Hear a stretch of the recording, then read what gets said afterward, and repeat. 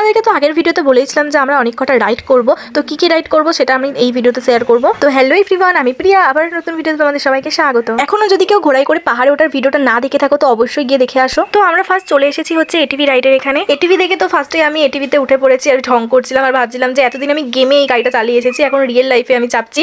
তো এখানে প্রচুর ভিডিও আর ছবি টবি তুলে নিয়েছি। আর আমাদের এটিভি রাইডের জন্য এক্সট্রা করে ক্যাশ পে করতে হয়েছে। এই গাড়িটা নতুন ছিল বলে এই গাড়িটায় বসে ছবি ভিডিও করছিলাম, বাট এটাতে করে আমরা যাবো না। আমাদের গাড়ি হচ্ছে এখনো এসে পৌঁছায়নি, তাই আমরা দাঁড়িয়ে আছি। আর এখানে হচ্ছে নাম্বার সিস্টেমে হচ্ছে গাড়ি যাওয়া আসা করে। তো অবশেষে হচ্ছে আমাদের গাড়ি এসে পৌঁছালো আর আমরা হচ্ছে গাড়িতে উঠে পড়লাম। আর একটা গাড়িতে হচ্ছে দুজনে বেশি ওঠা যায় না, তাই আমি আর হচ্ছে সৃজনী একটা গাড়িতে উঠেছি আর দিদি হচ্ছে পরের গাড়িতে আসবে। এটিভি রাইডটাকে দেখে যতটাও সহজ লাগছে অতটাও কিন্তু সহজ নয়, এটা খুবই রিস্কি। এটা তাও আবার রাস্তার অবস্থা তোমরা দেখতেই পাচ্ছ। আর সামনে যে গাড়িগুলো দেখতে পাচ্ছ এই গাড়িগুলো করেও হচ্ছে যেতে পারবো, বাট হচ্ছে আমরা এটিভি রাইডটাকেই বেছে নিয়েছি কারণ এটা খুবই মজাদার। আমি তো এটিভি রাইড করে ভীষণ মজা পেয়েছি। ওরা খুবই স্পিডে গাড়িটা চালায়, মানে ভীষণ মজাদার, শুধু একটু সাবধানে বসতে হবে ধরে। তো আমরা এটিভি থেকে নেমে গেছি, আমরা হচ্ছে দিদির জন্য ওয়েট করছি। এবার আমরা যাবো জিপ লাইনিং করতে। আর হ্যাঁ, আমরা যখন ফিরবো তখন আমরা সেম এটিভি করেই ফিরবো। আর বলতে বলতে এখানে এসে দেখি একজন এটিভি থেকে পড়ে মাথা ফাটিয়েও ফেলেছে। দেখে খারাপও লাগে এইসব ঘুরতে এসে এইসব হলে। আর এখান থেকে মাউন্টেন ভিউটা দেখো, জাস্ট মানে অসাম, তাই না? পুরো দেখে মনে হচ্ছে পেছনে একটা সিনারি। তো আমরা চলে এসেছি হচ্ছে জিপ লাইন স্পটে আর আমাদের কোমরে বেল্টও পরা হয়ে গেছে। এবার আমরা যাবো জিপ লাইনিং করতে।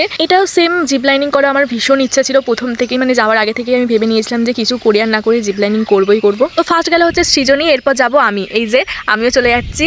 তো হচ্ছে ভয় আমার কিছুই সেরকম করছিল না। আর আমি জিজ্ঞেস করে নিয়েছিলাম যাওয়ার সময় যে ফোন হাতে নিলে কিছু হবে না তো, পড়ে যাবে না তো? উনি বললো যে না, কিছু হবে না। তারপর আমি ফোনে ভিডিও করতে করতে গেছি। বাট দুঃখবশত ভিডিও আমার ভালো আসেনি, মানে আমি ভালো করে নিতে পারিনি।